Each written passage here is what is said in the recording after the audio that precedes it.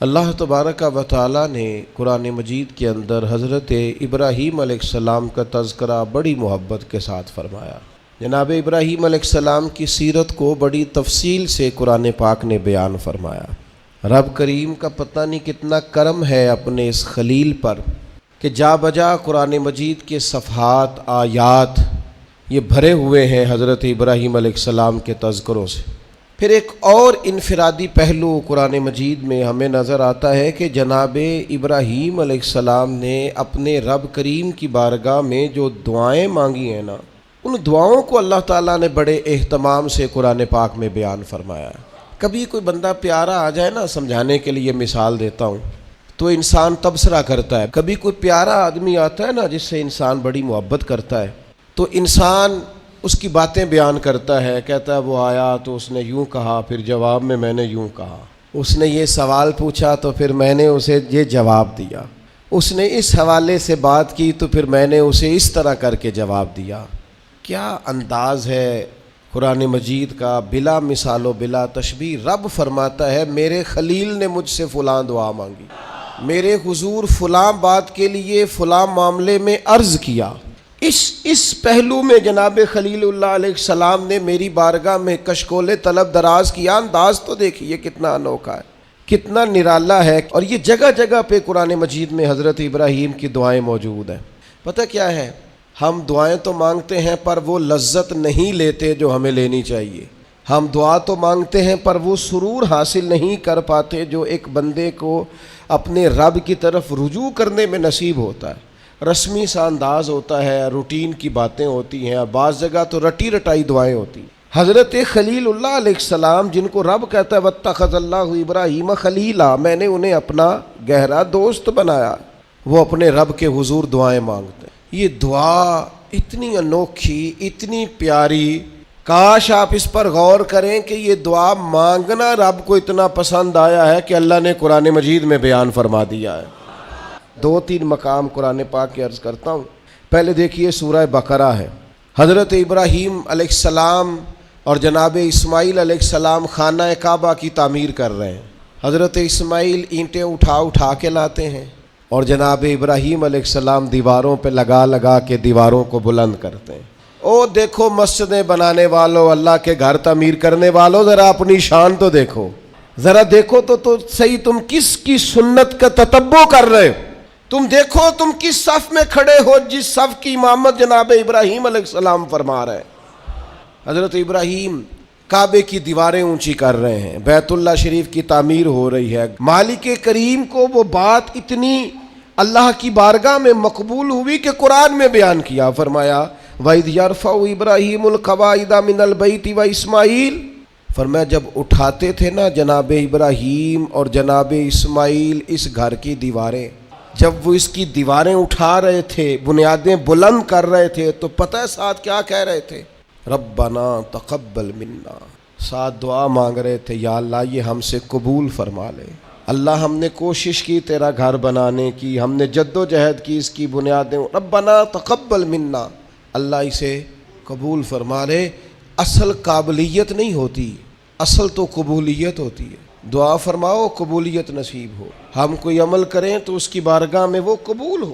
دعا مانگ ربنا تقبل منا، اے اللہ ہم سے قبول فرما، اس لیے کہ انک انت السمیع العلیم، تو سننے والا بھی ہے اور جاننے والا بھی ہے۔ اور پھر اس کے ساتھ اور دعا مانگتے ہیں، پیغمبر ہیں، خلیل اللہ ہیں، اللہ تبارک و تعالیٰ کے برگزیدہ ہیں، ان کی عبادتیں، ریاضتیں، ان کی جد و جہد، ان کی تبلیغ، ان کی کوششیں اللہ کو پسند ہیں، اور وہ اس مقام پر فائز ہے کہ رب کریم نے انہیں اپنا خلیل بنا لیا ہے۔ پھر بھی کہتے ہیں ربنا وجعلنا مسلمین لک، اے ہمارے رب ہمیں اپنی بارگاہ کا فرما بردار رکھنا، ہمیں گردن جھکانے والا بنانا، ہم تیرے حضور جھکے رہیں، ومن ذریتنا امۃ مسلمۃ لک، اور ہماری اولاد میں بھی ایک امت کو اپنی فرما بردار رکھنا، آنے والی نسلیں بھی تیری فرما بردار رہیں۔ دعا کیوں نہیں مانگتی امت یہ کہ یا اللہ ہماری اولادیں بھی تیری فرما بردار، ہر وقت ان کے لیے رزق ہی مانگتے ہو، صحت ہی مانگتے ہو، اچھا کاروبار ہی مانگتے ہو؟ یہ دیکھو جناب ابراہیم کیا مانگ رہے ہیں، کہتے ہیں یا اللہ ہماری اولادوں کو اپنا فرما بردار رکھنا، یہ تیرے نافرمان نہ ہو۔ اتنا مقام ہے، مرتبہ ہے، پھر بھی کہتے ہیں وَأَرِنَا مَنَاسِكَنَا، یا اللہ ہمیں اپنی عبادت کے طریقے سکھا، یا اللہ ہمیں سکھا کس طریقے سے تیری عبادت کریں تو راضی ہوتا ہے۔ آج نا سب سے مشکل کام سیکھنا ہے، آپ کسی کو سکھا نہیں سکتے، سارے سیکھے ہوئے ہیں اللہ ماشاءاللہ، جس سے پوچھیں گے وہ کہتے ہیں اوہو تعلیم یافتہ ہوں، پڑھا لکھا ہوں، سند یافتہ ہوں، تجربہ کار بھی ہوں، اتنے سال ہو گئے فلاں کام کرتے ہو۔ آپ یہ دیکھیں سیکھنا کتنا اہم ہے۔ وَأَرِنَا مَنَاسِكَنَا، تو ہمیں سکھا ہم کس طرح تیری عبادت کریں، وَتُبْ عَلَيْنَا، اور اپنی رحمت سے ہمارے اوپر رجوع بھی فرما، کرم فرما مالک، ہم پر رجوع فرما۔ اتنے بڑے ہیں حضرت ابراہیم خلیل، پر دعا مانگ رہے ہیں یا اللہ ہمیں فرما بردار بنا، اپنی عبادت کے طریقے سکھا۔ تو وہ جو لوگ جنہوں نے طے کر لیا ہے کہ بس ہم سب کچھ سیکھ چکے ہیں، ہم تو فارغ التحصیل ہیں، ہم تو بڑے قابل ہو گئے، اوہو ہم سے سیانا بھی کوئی دوسرا ہوگا، وہ ذرا اس سے سیکھے نا۔ یہ حضرت خلیل علیہ السلام کیا ارشاد فرما رہے ہیں، پھر آگے فرمایا اِنَّكَ أَنْتَ التَّوَّابُ الرَّحِيمُ، بے شک تو بہت توبہ قبول کرنے والا اور بہت رحمت کرنے والا ہے۔ پھر فرمایا ربنا وابعث فیہم رسولا، اے اللہ بھیج دے ہم میں سے اپنا عظمت والا رسول۔ یا اللہ نبی کریم صلی اللہ علیہ وسلم جو تیرے آخری رسول ہیں انہیں بھی انہی میں سے بھیجنا، یعنی میری اولاد میں سے کرنا آخری نبی کو۔ خود رسول کریم نے فرمایا ہے، حضور فرماتے ہیں میں اپنی ماں کا وہ خواب ہوں جو میری پیدائش کے وقت انہوں نے دیکھا تھا اور شام کے محلات روشن ہو گئے تھے۔ حضور فرمانے لگے میں جناب عیسیٰ کی بشارت ہوں اور میں جناب ابراہیم کی دعا ہوں، میں دعا ہوں، جناب ابراہیم کی دعا بن کے آیا ہوں حضرت خلیل اللہ، میں وہ ہوں جن کے لیے جناب خلیل نے دعا کی۔ ربنا وابعث فیہم رسولا، ہمارے استاد فرمایا کرتے تھے کعبہ بنا کے جناب ابراہیم کا یہ دعا کرنا معنی کیا ہے، مالک میں نے بنا دیا ہے، اسے آباد کرنے والا رسول بھی عطا فرما۔ تڑپے گی محبوب کی امت بیت اللہ دیکھنے کو، دعائیں مانگے گی، یوں گھومے گی بیت اللہ کے گرد جس طرح پروانہ شمع کے گرد گھومتا ہے، نظریں دیکھ دیکھ کے بیت اللہ کو ٹھنڈی ہوں گی۔ ربنا وابعث فیہم رسولا، اے اللہ ان میں وہ رسول بھیج دے، وہ محبوب آئیں تو کیا کریں، اے اللہ جب وہ آئیں منہم انہی میں سے آئیں، یتلو علیہم آیاتک، اور وہ آ کر ان پر تیری آیتیں پڑھیں، وَيُعَلِّمُهُمُ الْكِتَابَ وَالْحِکْمَةَ، انہیں کتاب بھی سکھائیں اور پختہ علم بھی سکھائیں، دانائی بھی سکھائیں، وَيُزَكِّيهِمْ، بڑوں نے ترجمہ کیا ہے پر جو ترجمہ فاضل بریلوی نے کیا ہے وَيُزَكِّيهِمْ، اے اللہ وہ محبوب تیرے آئیں اور انہیں خوب ستھرا کر دیں، خوب ستھرا کر دیں، ان کے دلوں کو صاف کر دیں، باطن کا تزکیہ کر۔ یہ دعائیں کر رہے ہیں جناب ابراہیم۔ انک انت العزیز الحکیم، بے شک مالک تو غالب حکمت والا ہے۔ جناب ابراہیم علیہ السلام بیت اللہ کی تعمیر کرتے ہیں، قبولیت کی دعا مانگتے ہیں، اللہ کے حضور عرض کرتے ہیں اے اللہ آخری پیغمبر علیہ السلام کو مبعوث فرما تاکہ وہ کتاب و حکمت سکھائیں، تاکہ وہ قرآن مجید کی آیات کی تلاوت کریں۔ اے اللہ رسول کریم علیہ السلام عطا فرما جو دلوں کا تزکیہ کریں۔ اس رسول صلی اللہ تعالی علیہ وسلم کے لیے حضرت ابراہیم نے دعا مانگی تھی، وہ رسول اللہ نے ہمیں عطا فرمائے۔ اب ہمیں حضور کے بتائے ہوئے طریقے کے مطابق کتاب و سنت سیکھنا چاہیے نا۔ حضور نے جو خوبصورت ارشادات کر کے ہمارا تزکیہ کیا ہے ہمیں وہ یاد رکھنے چاہیے نا، دلوں میں بسانے چاہیے نا۔ تو ایک مقام تو وہاں سورہ بقرہ میں، اور دوسرا مقام سورہ ابراہیم میں۔ یہ سورہ ابراہیم ہے، مالک کو پیار اتنا ہے، جگہ جگہ بھی ذکر کیا ہے قرآن پاک میں جناب ابراہیم کا، اور ایک پوری سورت کا نام ہی سورہ ابراہیم ہے۔ اتنی محبت ہے حضرت خلیل اللہ سے رب کریم کو۔ یہاں بھی دیکھیے حضرت ابراہیم سورہ ابراہیم میں دعا مانگتے ہیں۔ اب ذرا یہ دعا بھی دیکھیں کتنی معنی خیز ہے۔ فرماتے ہیں وَإِذْ قَالَ إِبْرَاهِيمُ رَبِّ اجْعَلْ هَٰذَا الْبَلَدَ آمِنًا، یاد کرو جب جناب ابراہیم علیہ السلام نے کہا اے اللہ اس شہر کو امن والا بنا دے۔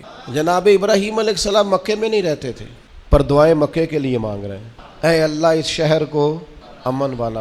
پوری دنیا کے مسلمانوں کو دعا کرنی چاہیے کہ اللہ مکے مدینے میں ہمیشہ امن ہی رہے، اللہ اسے امن والا بنا دے۔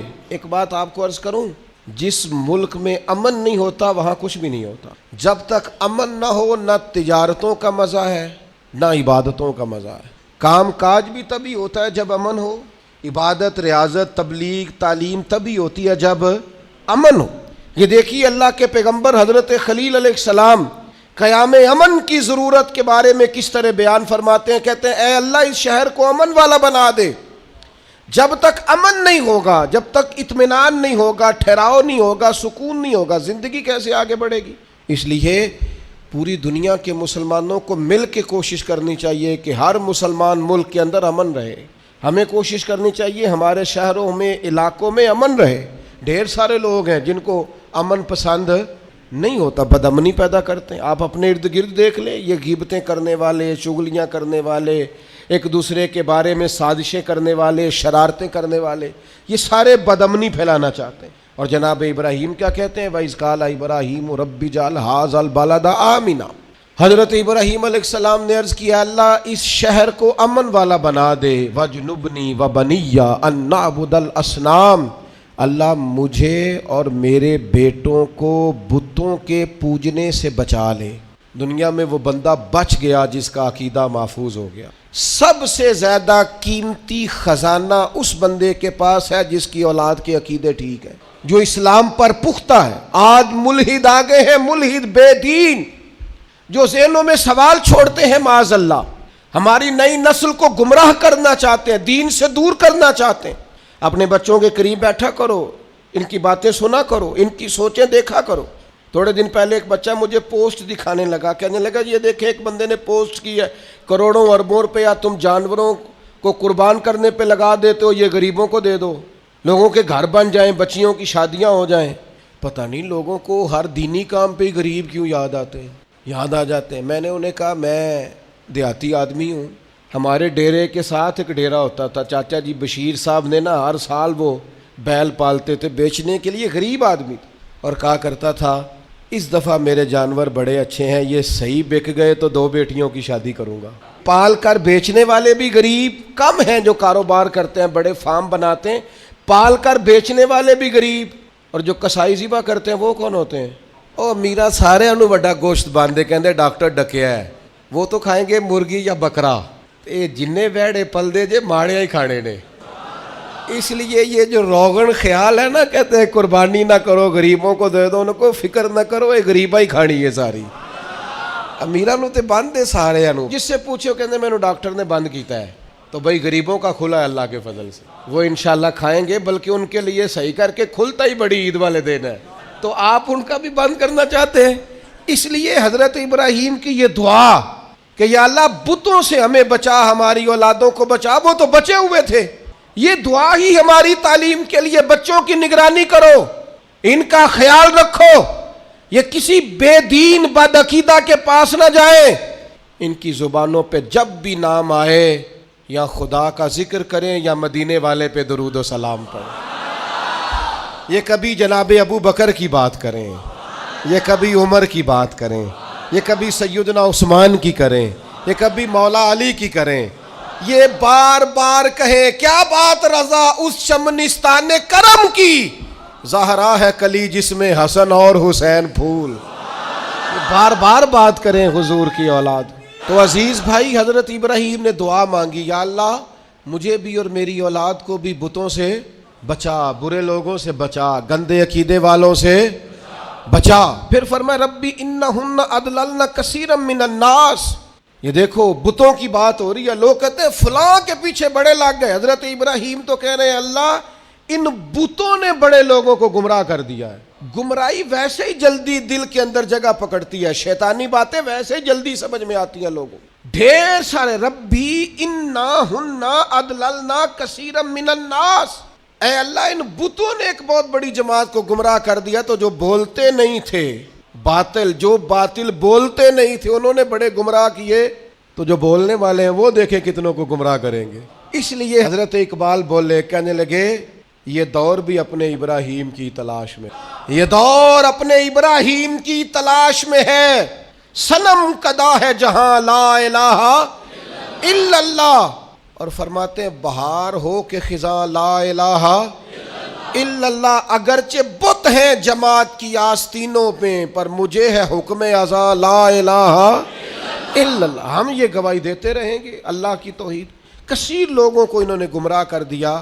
ایک اور ذرا انوکھا انداز دیکھیے جناب ابراہیم کا. فرماتے ہیں فمن تابعنی فانہ منی، یا اللہ جو میری پیروی کرے وہ تو میرا ہے. تو اے کلیم جو آپ کی پیروی نہ کرے، انداز دیکھیے، فمن تابعنی فانہ منی، جو میری پیروی کرے مالک وہ میرا ہے. ومن عصانی فانک غفور الرحیم، اور اللہ جو میری نافرمانی کرے نا، ابراہیم اس کے ساتھ کیا کریں جو آپ کا نافرمان ہے؟ فرمایا فانک غفور الرحیم، بے شک تو بڑا بخشنے والا معاف کرنے والا ہے. جو فرما برداری کرے وہ تو میرا ہے، اور مالک جو نافرمانی کرے تو بڑا مہربان ہے، تو معاف کرنے والا ہے. یا ہم کہتے ہیں جو نافرمانی کرے، جو ہمارا نافرمان ہو وہ کسی کام کا نہیں، مارو سزا دو. فرمایا جو میرا نافرمان، مالک تو غفور الرحیم، تو مہربانی کرنے والا ہے. آپ یقین کریں مر جانے کو جی چاہتا ہے. جناب ابراہیم کی دعائیں، فَمَا رَبَّنَا إِنِّي أَسْكَنْتُ مِنْ ذُرِّيَّتِي بِوَادٍ غَيْرِ ذِي زَرْعٍ عِنْدَ بَيْتِكَ الْمُحَرَّمِ، اے اللہ میں نے اپنی کچھ اولاد کو نا ایک ایسی وادی میں ٹھہرایا ہے جہاں کھیتی نہیں ہوتی، جو سرسبز و آباد نہیں، بنجر زمین ہے، وہاں میں نے ٹھہرایا ہے. پر عند بیتک المحرم، ٹھہرایا ہے تیرے حرمت والے گھر کے پاس. حضرت ابراہیم علیہ السلام کو حکم ہو گیا کہ بیٹے کو اور بیوی کو بیت اللہ چھوڑ آؤ. اولاد بزدل کر دیتی ہے بھائی، چند سالوں کے لیے پردیس لوگ جاتے ہیں تو روتے ہوئے جاتے ہیں. غیر معینہ مدت کے لیے جناب ابراہیم اپنے لخت جگر کو، اور بیٹا بھی عام نہیں، حضرت اسماعیل علیہ السلام اتنے سونے تھے کہ ان جیسا خوبصورت کوئی نہیں. جناب حاجرہ کو اور بیٹے کو تھوڑی سی کھجوریں دے کے، مشکیزہ پانی کا دے کے، بیت اللہ کے پاس بِوَادٍ غَيْرِ ذِي زَرْعٍ، قرآن کہتا ہے ایسی وادی جہاں کھیتی نہیں ہوتی، بنجر جگہ، چھوڑا جناب ابراہیم. پلٹنے لگے تو جناب حاجرہ دامن تھام کے کہنے لگی بیٹے کو چھوڑ کے جا رہے، پتر کو چھوڑ کے جا رہے، مجھے چھوڑ کے جا رہے. حضرت ابراہیم چپ ہیں. میری بہنوں، اپنے شوہروں سے سوال پوچھنے والیوں نہیں ہوتے کچھ سوالوں کے جواب شوہر کے. اپنے بزرگوں سے سوال پوچھنے والے بیٹوں نہیں کچھ سوالوں کے جواب ہوتے. روز اپنے بڑوں کو کٹہرے میں کھڑے کرنے والوں کچھ سوالوں کے جواب نہ پوچھا کرو. کچھ راز ایسے ہوتے ہیں جن کے بارے میں نہ گفتگو کرو. پوچھا خاتون نے کیوں چھوڑ کے جا رہے ہو؟ جناب ابراہیم چپ ہیں. پھر پوچھا کیوں چھوڑ کے جا رہے ہیں؟ وہ خاموش ہیں، کیونکہ بات ہی بڑی انوکھی ہے. بیٹے کو چھوڑ آنا، بیوی کو چھوڑ آنا ایسی جگہ جہاں کھیتی کوئی نہیں، پانی کوئی نہیں. پھر حضرت حاجرہ خود ہی بولی، فرمانے لگی آپ چھوڑ کے جا رہے ہیں یا رب کا حکم ہے؟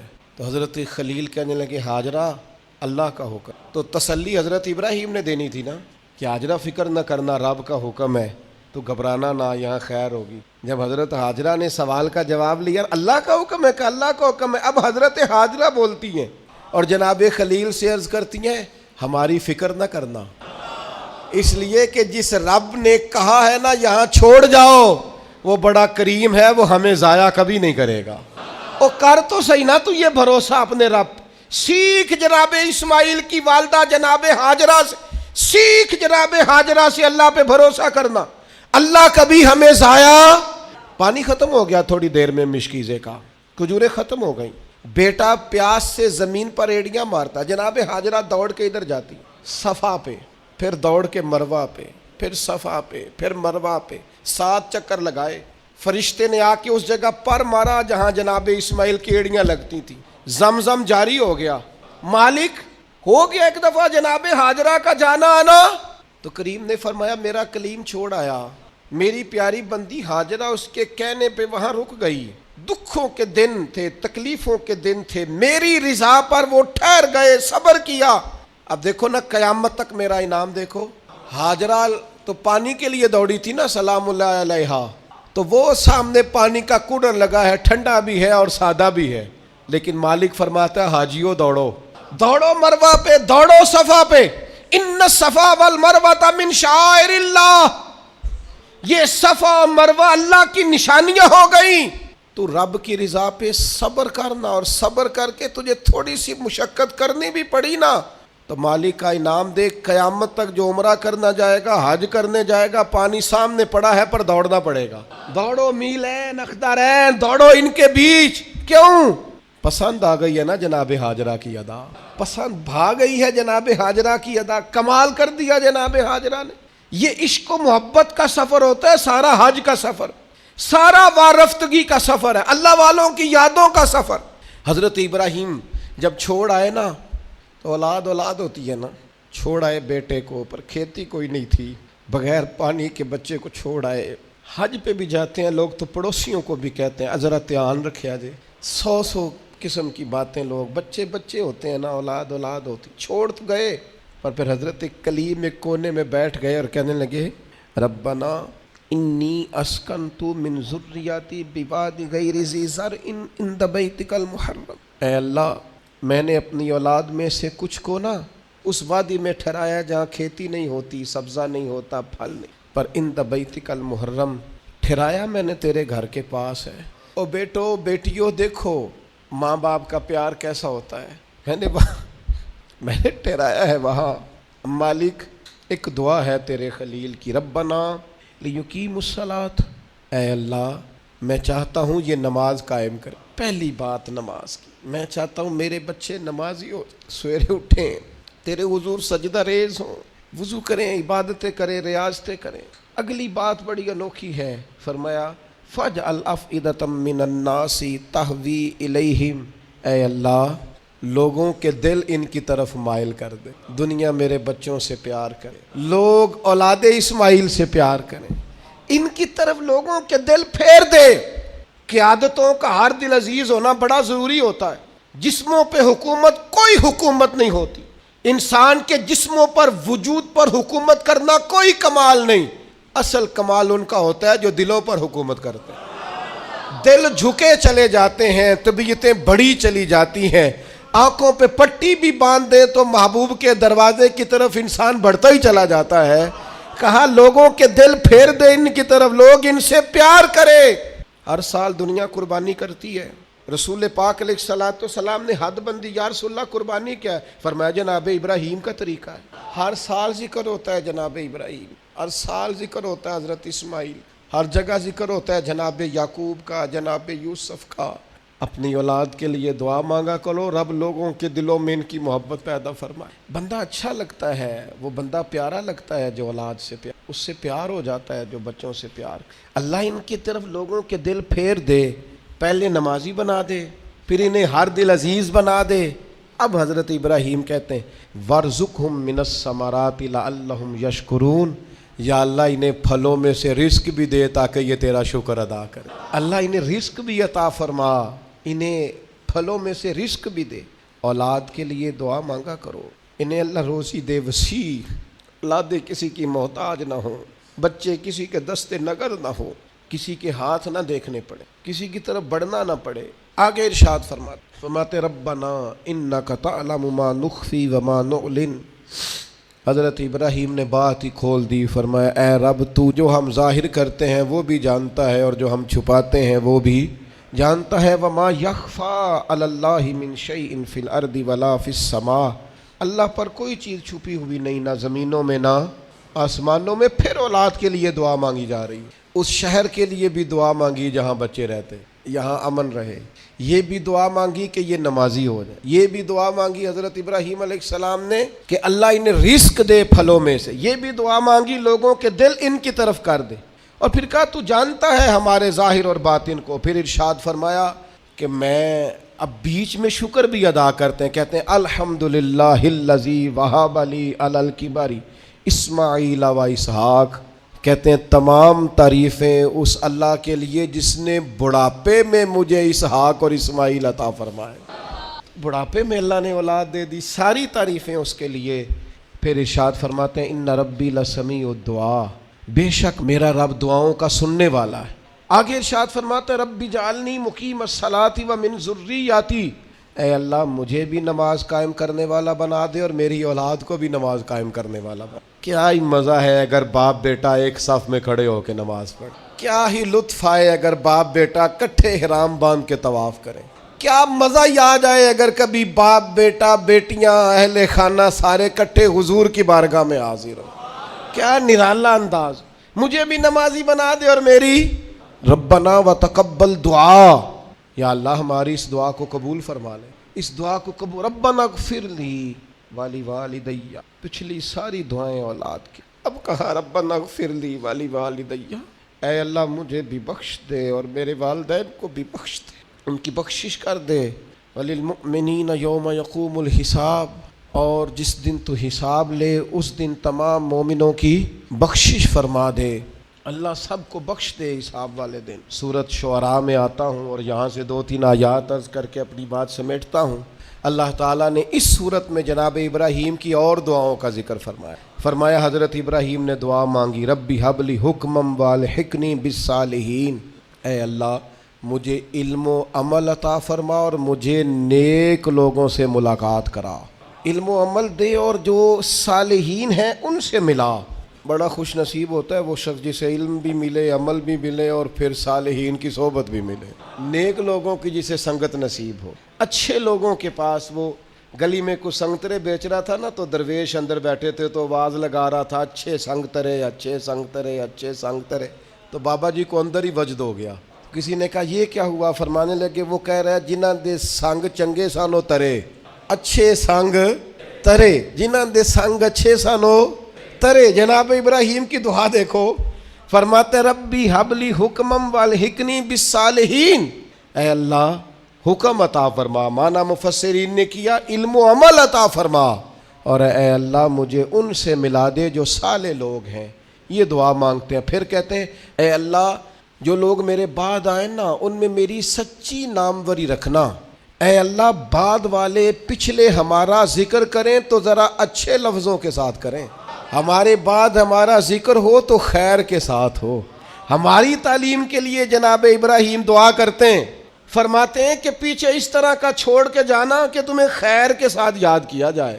یعنی تم کہیں بیٹھو تو لوگ کہیں کیا بات ہے، اور اٹھ کے جائیں تو لوگ کہیں کیا بات ہے. لوگوں کے بیچ ہماری اچھی ناموری ہو. جناب ابراہیم دعا مانگتے ہیں. جناب ابراہیم کہتے ہیں وَجَعَلْنِي مِن وَرَثَةِ جنت النعیم، یا اللہ ان لوگوں میں سے کر دے جو جنت نعیم کے وارث ہیں. ہمارے تعلق بنا پر جنتیوں سے بنا، ہمیں ان سے جوڑ دے جو چنگیاں دے لڑ لگی ساں تے چولی چ پھول پئے.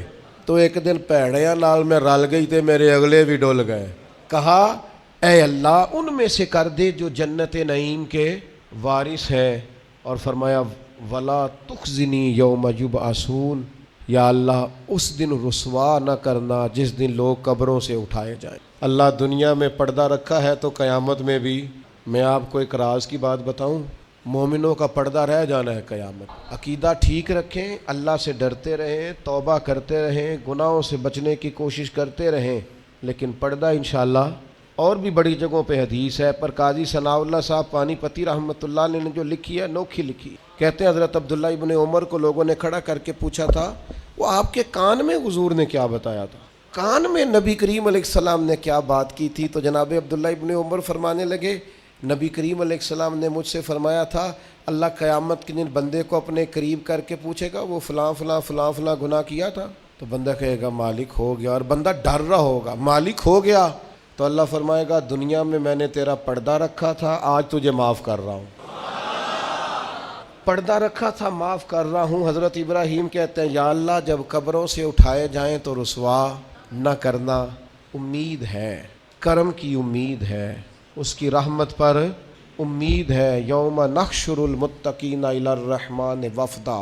اللہ کہتا ہے جب متقی قبروں سے اٹھائے جائیں گے تو رحمان کی بارگاہ میں مہمان بنا کر پیش کیا.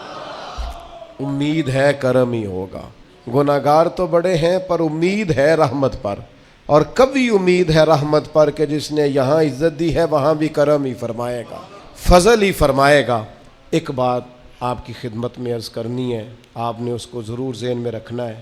ترمذی میں حدیث ہے، نبی پاک علیہ السلام نے فرمایا یہ جو ذی الحج کے پہلے 10 دن ہے نا، جتنی اللہ تعالیٰ ان 10 دنوں میں عبادت پسند کرتا ہے کسی اور دن میں نہیں کرتا. لیکن نا کچھ لوگ حج پہ چلے گئے، سعادت مل گئی، جن کے نصیب چمکے، اور جو یہاں بھی ہیں انہیں بھی لگایا ہوا ہے قربانیاں خریدو، قربانیاں کرو، اللہ کی راہ میں بانٹو. یہ عبادت کے دن ہے، کوشش کریں زیادہ سے زیادہ وقت استغفار میں گزرے. اور ایک حدیث میں نبی پاک نے وظیفہ بھی بتایا، فرمایا ایک تو پڑھو لا الہ الا اللہ اللہ اکبر اور الحمدللہ، ان 10 دنوں میں یہ وظیفہ کثرت سے پڑھیں۔ یہ بڑی قبولیت والے دن ہیں، بڑے رحمت والے دن ہیں، بڑی عطاؤں والے دن ہیں۔ پوچھنا نہیں کسی بندے سے بھی کہ قربانی لی ہے کہ نہیں، کسی سے سوال نہیں کرنا کہ قربانی کا اس دفعہ کیا پروگرام، قطعاً نہیں۔ سفید پوش آدمی کے لیے مسئلہ بن جاتا ہے وضاحت دینا۔ جب اللہ تعالیٰ نے سب پر فرض نہیں کی تو ہم کیوں تفتیش کرتے پھریں؟ ایک تو سوال نہیں کرنا، دوسرا خود سے دیکھ لیں کس نے خرید لیا ہے کس نے نہیں خریدی۔ جنہوں نے نہیں خریدی ان کی لسٹیں بنائیں، لائنیں لگا کے گوشت نہیں بانٹنا، کوشش کرنی ہے دروازے تک دے کے آئیں۔ کریم کا کرم ہم تک پہنچائے تو دروازے تک پہنچائے۔ اس نے ہمیں دیتے وقت معاذ اللہ کسی قسم کی رسوائی سے آشکار نہیں ہونے دیا، تو ہم نے بھی بانٹتے وقت کسی کو رسوا نہیں کرنا، پریشان ہے، خوبصورتی سے بانٹنا ہے۔ کوشش کرنی ہے جہاں غربت زیادہ ہے وہاں ذرا زیادہ چلا جائے، لوگوں کو تقسیم کرنا ہے، اسباب بنانے، اور کسی کے آنے پر بھی چہرے پر شکن نہیں لانی کہ تو پھر آ گیا، پہلے بھی تو آیا تھا نا۔ وہ ہمیں دیتا ہے تو رحمت سے دیتا ہے، تو ہم نے بھی اس کی مخلوق میں بانٹنا ہے تو ذرا مسکرا کے بانٹنا، زیادہ الجھاؤ کا شکار نہیں ہونا۔ اللہ تعالیٰ سمجھنے کی توفیق دے۔